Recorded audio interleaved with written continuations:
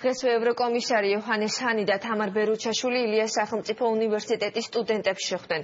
საჯერო ლექციაზე მთავარი აქცენტები საქართველოს ევროკავშირში ვიზა ლიბერალიზაციის პერსპექტივასა და ასოცირების ხელშეკრულებით ნაკისრი ვალდებულებების შესრულებაზე გაკეთდა. მოგვიანებით კი სტუდენტებთან შეხვედრა კითხვა-პასუხის ფორმატში გაგრძელდა. რაც უნდა ელოდოს საქართველო რიგის სამიტიდან და რა გზებს უნდა მიმართოს საქართველომ რუსეთის ქმედებების საპასუხოდ. სტუდენტების ამ კითხვებს თამარ ბერუჩაშვილმა და იოჰანეს ჰანიმ უპასუხეს.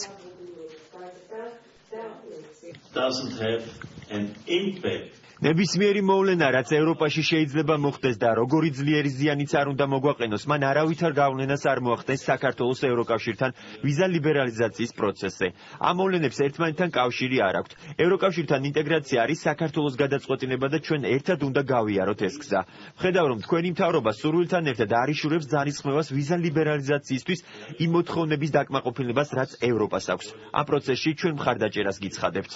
Სასწრაფოდ ბუნებრივია, რომ უკრაინამ მიიპყრო მთელი ევროპული და მსოფლიო საზოგადოების ყურადღება.